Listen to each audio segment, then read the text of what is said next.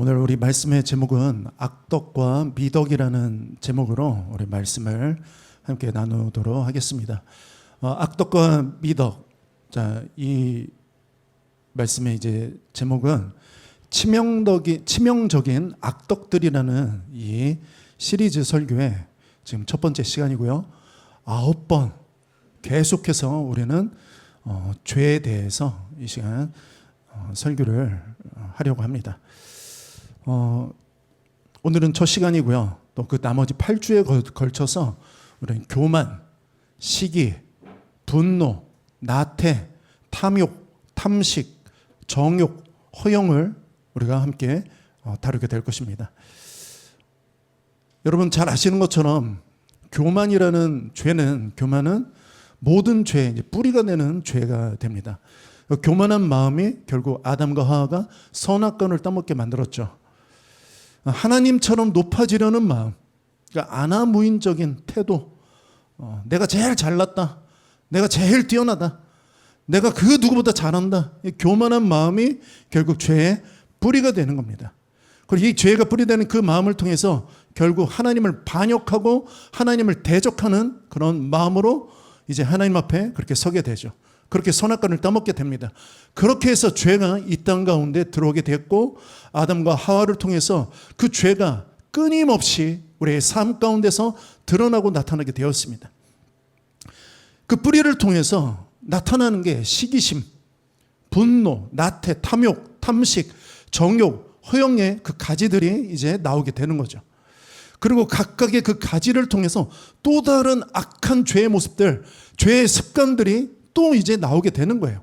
어떤 것들이 있을까요?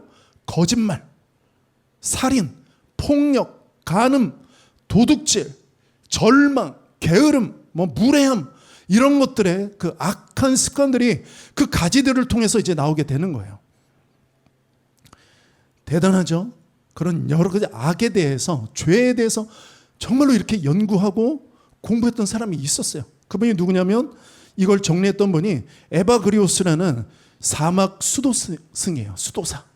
사막에서 이 사람은 예수님을 따르고 예수님을 믿고 내 믿음과 신앙을 지키려고 노력했던 사람이에요. 346년에 태어나서 399년에 죽었어요. 이 시기는 어떤 시기냐면 로마가 기독교를 국가의 공인 기독교로 허용했던 시기예요. 공인해 준 거죠. 믿어도 된다, 예수님 믿어도 된다라고 그렇게 허용을 해줬던 시기였어요. 모든 박해와 고난이 끝난 시기죠. 편안하게 이제 하나님을 믿고 예수 그리스도를 믿을 수 있는 시기가 되었어요. 그런데 사람들의 모습은 더 좋아져야 되는데, 박해가 있을 때, 어려움이 있을 때보다 훨씬 더 믿음과 신앙이 좋아져야 되는데 좋아지지가 않는 거예요. 교회 안에 세속적이고 타락한 그런 가치들이 들어오기 시작하는 거죠. 물질적인 가치들이 들어오기 시작하는 거예요. 교회가 세속화가 되었다는 것입니다.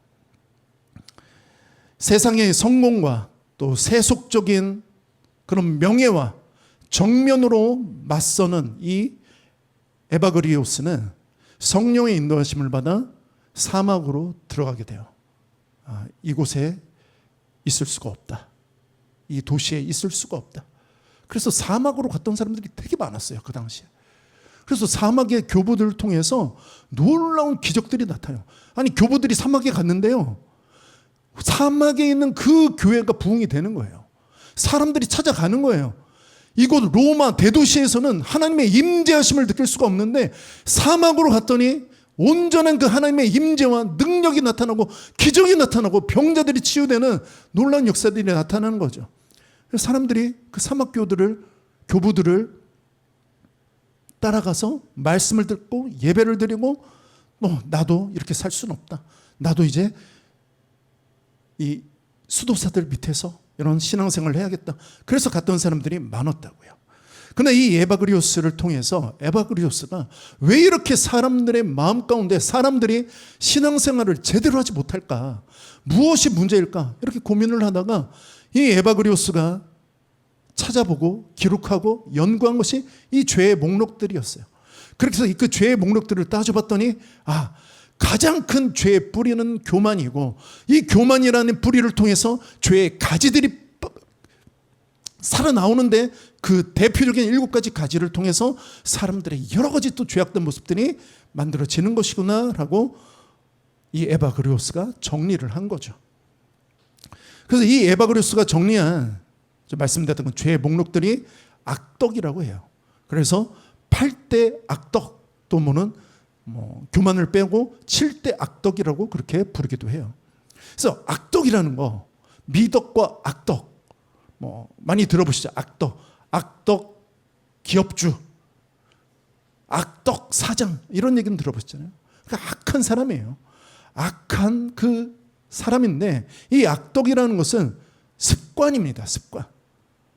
조금 전에 들으셨다는 시기, 분노, 나태, 탐욕, 탐식, 정욕, 허영이 습관이에요. 그리고 사람, 인간의 성품을 말하는 겁니다. 이 악덕이 어느 한순간에 형성된 것이 아니라는 거죠. 그러니까 매사에 시기심이 발동하고 매사에 분노가 발동하고 매사에 나태함이 발동해서 결국 그게 열매를 맺고 또 다른 죄의 가지들을 만들어내기 시작하는 거예요. 여러분, 악덕은 정말로 심각한 죄입니다. 부패하고 파괴적인 습관을 갖고 있기 때문에 그래요. 이 악덕이 심해지면 결국 우리가 제대로 된 인격체로 살아갈 수가 없어요. 하나님의 뜻대로 살아갈 수가 없습니다. 하나님께서 창조하신 그 고유의 아름다운 모습으로 우리가 살아갈 수가 없어요. 우리의 좋은 삶, 좋은 행동들이 모두가 다 파괴가 되는 거예요. 이런 악한 습관이 자라서 수많은 죄를 만들어내죠.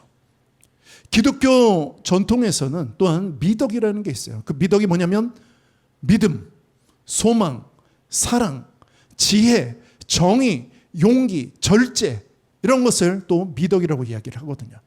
미덕도 습관이에요. 사랑도 습관입니다. 믿음도 습관이에요. 무슨 습관이냐? 훈련하는 거죠. 말씀과 믿음으로 살려고 매일 나를 쳐서 하나님 말씀 앞에 복종시키는 거예요. 그래서 예배와 기도와 말씀 생활이 중요한 겁니다. 습관적으로 해야 돼요. 그렇다고 또 습관적으로 형식적으로 하라는 것이 아니라 내 안에 습관이 들어와 있어야 되는 거예요.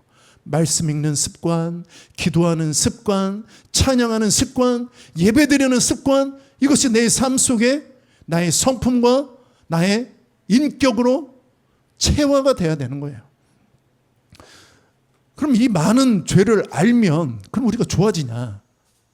네, 알면 좋아집니다. 베드로전서 5장 8절에 보면 근신하라 깨어라 너희 대적 마귀가 우는 사자같이 두루 다니며 삼킬 자를 찾나니라고 말씀하고 있어요. 여러분, 악한 원수 마귀가 두루 다니며 삼킬 자를 찾습니다. 특별히 시기에 약한 사람이 있고요. 특별히 분노에 약한 사람이 있고 특별히 나태함에 약한 사람이 있고 탐욕과 탐식과 정욕과 허영에 약한 사람들이 있어요. 그 약한 것을 비집고 들어오는 거죠. 악한 원수 마귀가 두루 다니며 그렇게 삼킬 자를 찾게 되어 있어요. 그리고 그 사탄은 우리를 죽이려고 합니다. 멸망시키려고 해요. 우리 삶을 온전히 파괴시키려고 합니다. 그렇게 역사하려고 해요. 여러분, 그래서 알아야 됩니다. 내가 무엇이 부족한가? 내 성품은, 내 습관은 무엇으로 연약한가? 이걸 여러분들이 아셔야 돼요. 내 안에 어떤 악덕들 때문에 내 삶이 무너지는가, 파괴되는가, 그렇게 알아야 됩니다. 이것이 자기 성찰의 시작이에요. 나를 아는 것이죠. 나를 기억하는 거예요. 나의 모습의 연약한 부분들을 여러분들이 아셔야만 여러분들은 그 연약한 모습들을 고칠 수가 있는 거예요. 여러분, 그게 고쳐져야 여러분은 아름답고 복된 인생을 살아갈 수가 있습니다. 예수를 믿는다고 하지만 여전히 변화되지 않는 모습들이 우리 안에 있거든요. 그 변화되지 않는 모습들이 치유되고 회복되고 변화가 돼야 되는 거예요. 그냥 교회만 다니면 구원만 받으면 끝나는 게 아니거든요. 그 이후의 삶이 얼마나 중요한지 모릅니다. 말씀을 준비하면서 한 자매가 생각이 났어요. 이 자매 정말로 열심히 아주 대단한 자매였습니다. 제가 이제 예전에 섬기던 교회에 이제 청년 자매였는데 전 전도사라고 정말 잘 섬겨요. 전도사라고 잘 섬기고 저를 잘 도와주고 교회 청년들을 잘 섬기고 그런 정말 보배 같은 그런 자매였어요. 제가 정말 우리 청년부에 없어서는 안 된 그런 자매다. 근데 이 자매에게는 기도 제목이 있었습니다. 그 기도 제목이 뭐였냐면 결혼하는 거예요. 남자를 만나고 싶은데 만날 수가 없는 거예요. 만나도 이상하고 또 만나도 이상하고. 야, 너는 왜 이렇게 이상한 애들만 만나냐? 모르겠어요. 왜 그럴까요? 사람 볼 줄을 모르는 거예요. 그렇게 이상한 사람을 만나는 거죠. 계속해서. 사람을 볼 줄 안다면 이상한 사람을 만나지 않겠죠. 그런데 정말 놀라운 기도의 응답이 주어졌어요. 하나님이 응답해 주셨어요.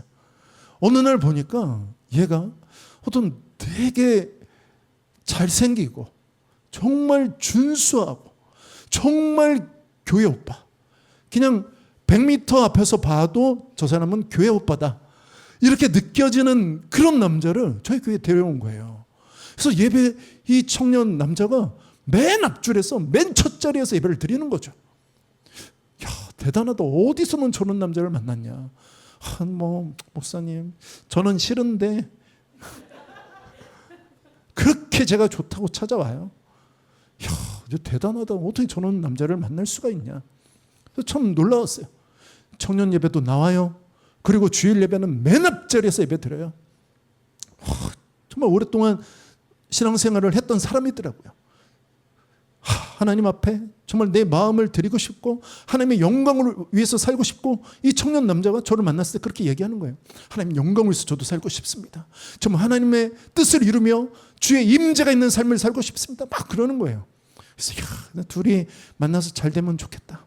그런데 우리 이 자매가 마음의 문을 안 여는 거예요. 야, 너 왜 그러냐? 뭐가 부족하냐? 저 남자에게 뭐가 부족하냐? 아니요, 제 스타일이 아니라는 거예요. 아니, 저런 남자는 어디에서도 만날 수가 없는 남자인데 왜 네 스타일이 아니냐? 그런 얘기를 듣다가 이 자매가 얘기를 해주는 거죠. 목사님, 사실은 드릴 말씀이 있습니다. 그래요, 얘기해봐라. 뭐냐? 목사님, 사실은 저 친구가 유부남이에요. 유부남인데 제가 너무 좋아서 이혼을 하겠다는 거예요. 이혼을 하고 저와 결혼을 하겠다는 거예요. 목사님, 어떻게 해야 될까요? 야, 뭘 어떻게 해? 목사님, 제가 좋다고 하는데 저는 어떻게 해야 될지 모르겠어요. 야, 뭘 몰라? 알잖아, 니. 넌 알아. 아는데 모른다고 하는 거야, 지금. 여러분, 예수님을 믿어도 도대체 어떻게 삶을 살아내야 되는지 그걸 이해를 못하는 거예요. 그 남자가 그 여자랑 헤어지고 이혼하고 자기랑 결혼을 해주겠다는 거예요. 야, 정신 나간 소리 하지 말아라. 빨리 그 사람 오지 말게 해라. 그런데 그 만남이 끊어지지가 않는 거예요. 그 이후로도 한 몇 개월 동안 이 남자친구가 계속 저희 교회를 나왔어요. 그래서 제가 이 친구를 불러다가 새벽 한 3시까지 얘기를 했어요. 아니다. 그건 사랑이 아니다. 그건 아닌 거다. 어떻게 하나님께서 짝 지어주신 그 사람을 버리고, 아니 진짜 사랑을 만났다는 거예요. 얘는 진짜 사랑이고, 이거 그 전에는 이 친구는 믿음도 없고 하나님을 믿지 않는, 제가 그 아내를 만나서 얼마나 힘든지 모른다고. 아니다, 그건 네가 선택한 거다. 하나님이 가르지 못한다고 말씀하셨다. 아니다, 너는 다시 너의 가정으로 돌아가야 된다. 정신 똑바로 차려라. 그리고 우리 자매한테도 계속해서 말했죠. 정신 똑바로 차려라. 안 된다.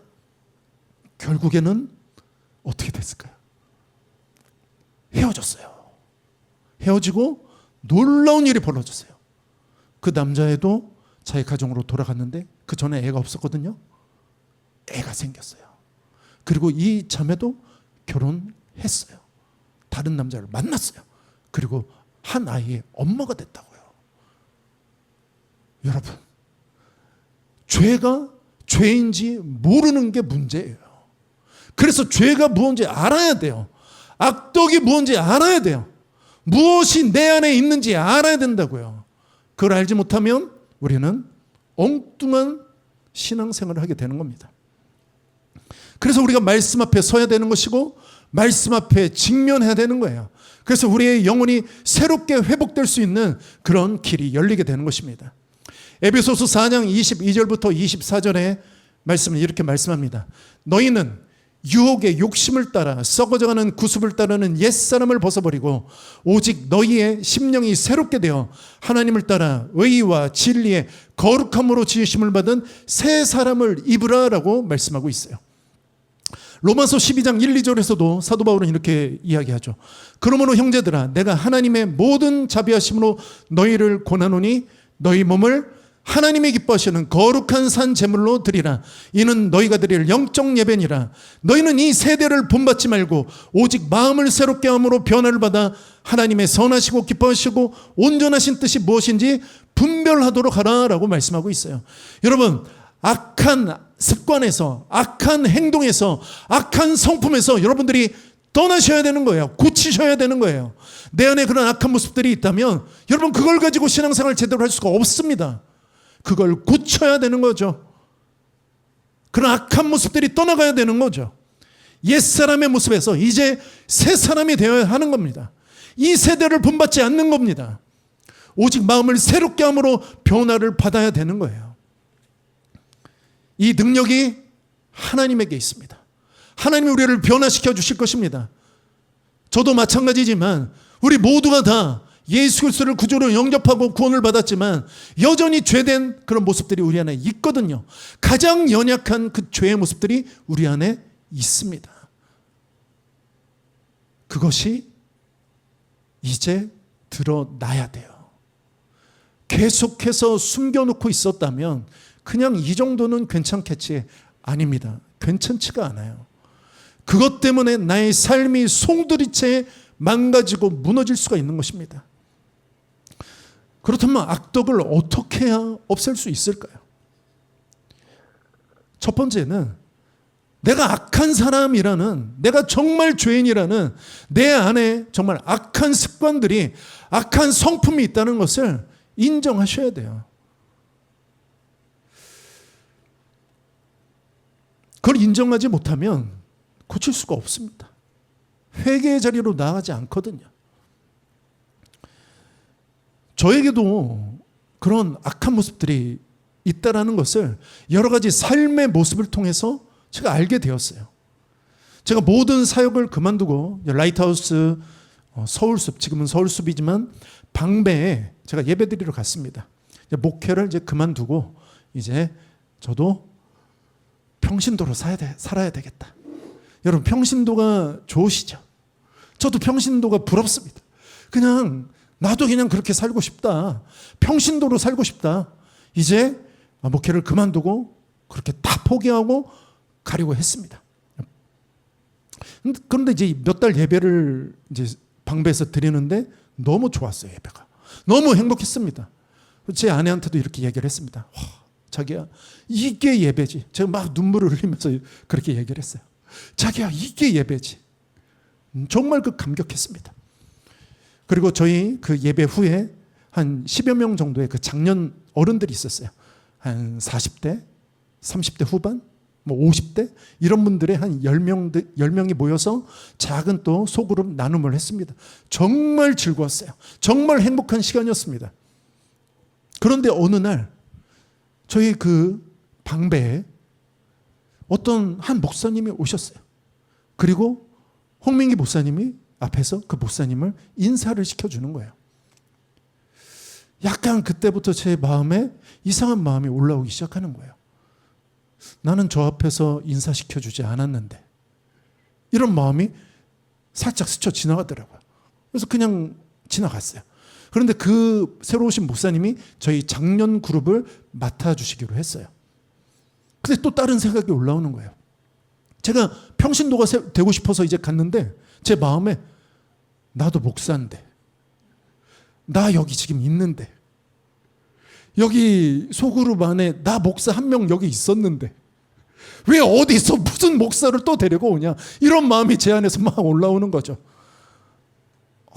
그래서 좀 이상한 거예요. 그래서 제 마음을 다스려야 되겠다. 이게 큰 문제다. 나는 평민이지, 나는 평신도야. 나는 계속해서 이렇게 제 마음을 눌렀어요.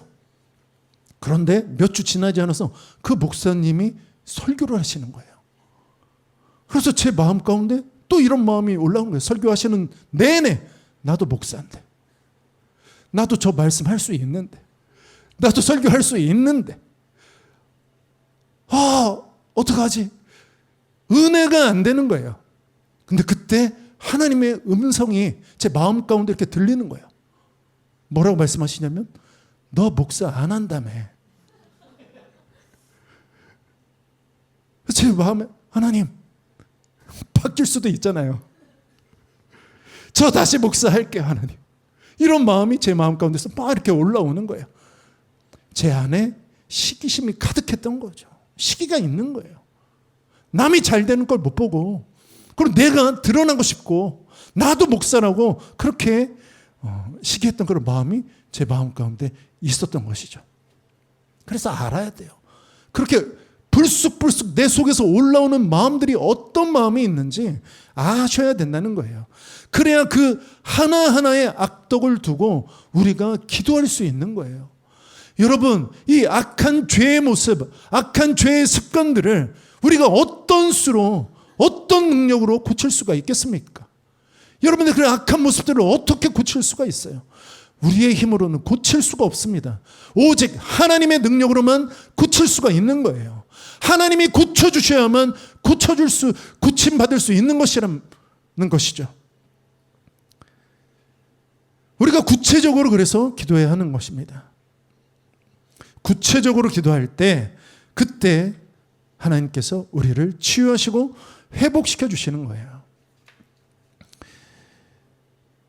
여러분, 이런 죄와 그런 악한 습관들, 악덕과 싸우는 것은 여러분 영적 전쟁인 거예요. 이것이 영적 전쟁인 거예요. 에베소서 6장 11절과 12절에 이렇게 말씀합니다. 마귀의 간계를 능히 대적하기 위하여 하나님의 전신갑주를 입으라. 우리의 씨름은 혈과 육을 상대하는 것이 아니요 통치자들과 권세들과 이 어둠의 세상 주관자들과 하늘에 있는 악의 영들을 상대함이라 라고 말씀하고 있어요. 여러분, 싸우셔야 됩니다. 죄악된 습관과 태도, 이 모든 것으로부터 여러분들이 벗어나셔야 돼요. 그렇게 자유함을 얻으셔야 됩니다. 예수 안에 참된 자유가 있거든요.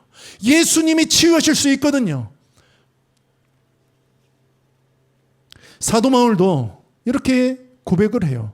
로마서 7장 18절부터 20절에 뭐라고 고백하냐면, 내 속 곧 내 육신에 선한 것이 거하지 아니하는 줄을 아노니 원함은 내게 있으나 선을 행하는 것은 없노라. 내가 원하는 바 선은 행하지 아니하고 도리어 원하지 아니하는 바 악을 행하는도다. 만일 내가 원하지 아니하는 그것을 하면 이를 행하는 자는 내가 아니요 내 속에 거하는 죄니라 라고 말씀하고 있어요. 여러분, 나는 원하지 않는데 불쑥불쑥 내 속에서 올라오잖아요. 여러분, 저는 제가 원하지 않았거든요. 그런 새로운 목사님이 오셨을 때 기쁨으로 박수치고 싶었고, 기쁨으로 우리 소그룹 안에 있을 때 기쁨으로, 목사님 저는 이제 평민입니다. 저는 이제 자유합니다. 목사님 참 안 되셨습니다. 이렇게 하고 싶었어요. 목사님 저희들을 잘 지도해 주세요. 이러고 싶었거든요. 그런데 그게 안 되는 거예요. 계속해서 내 속에서 꿈틀꿈틀 솟아오르면서 나도 목사인데 왜 홍민기 목사님, 나 분명히 나 목사라고 얘기했는데 왜 나를 부르질 않는 거냐.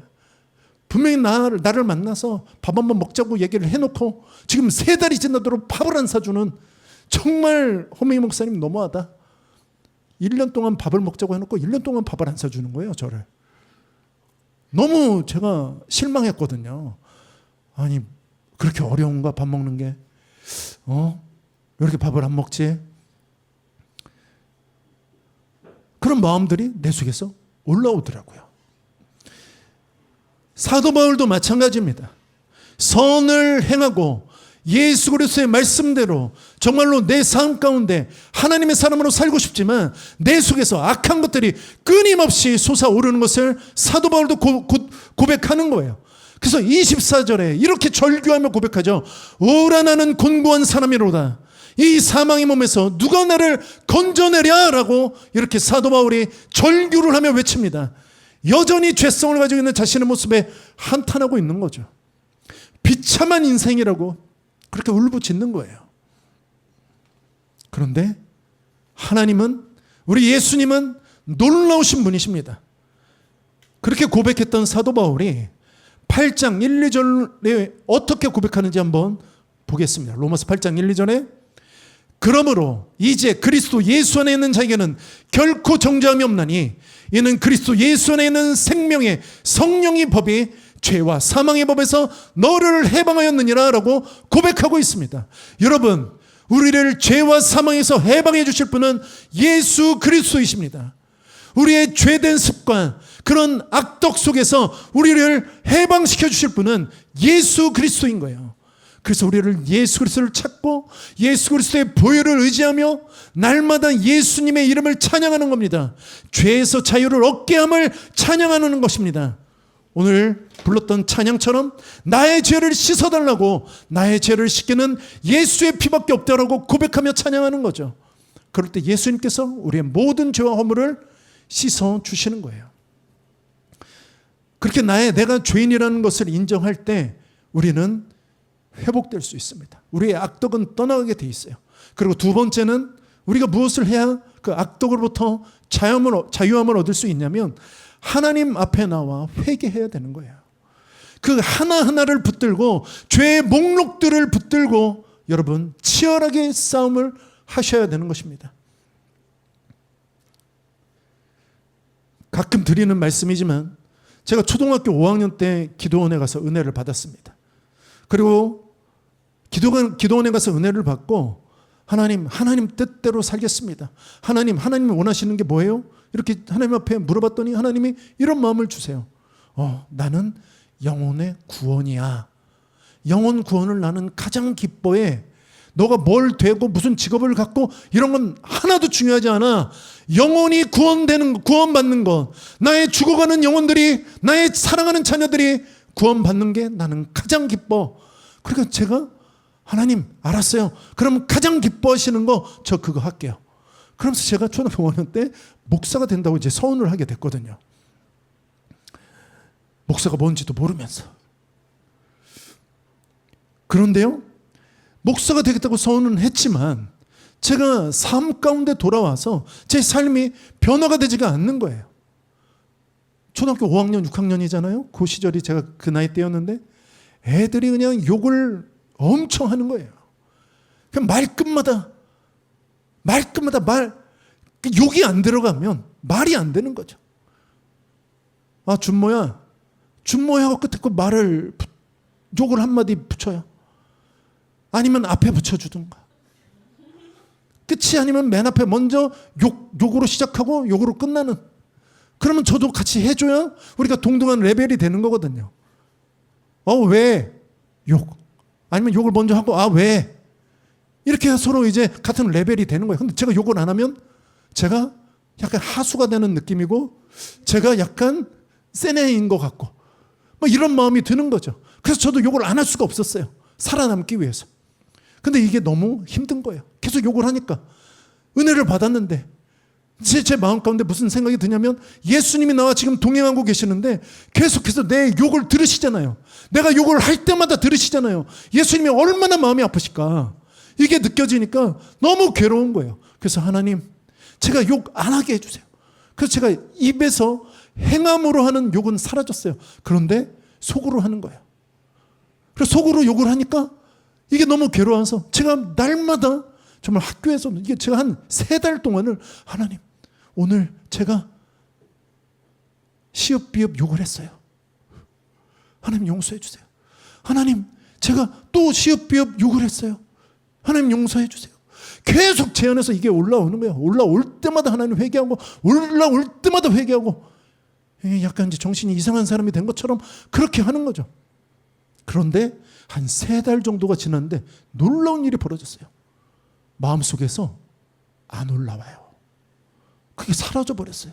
아예 그 욕의 생각이 사라져버리는 거예요. 여러분, 습관은 오랜 시간을 걸쳐서 내 삶의 태도로 자리 잡은 거예요. 성품으로 자리 잡은 거예요.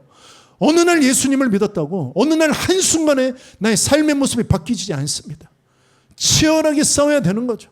그 치열한 싸움은 하나님 앞에 나와야 되는 거예요. 하나님 앞에 회개로 나오는 것이죠.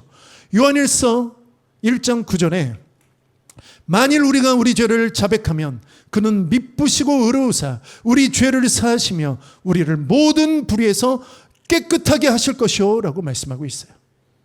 사랑하는 여러분, 오늘 본문의 말씀처럼 범사에 헤아려 좋은 것을 취하는 것, 좋은 성품을 갖기 위해서 좋은 말을 하고 좋은 마음을 먹는 것, 이게 됩니까?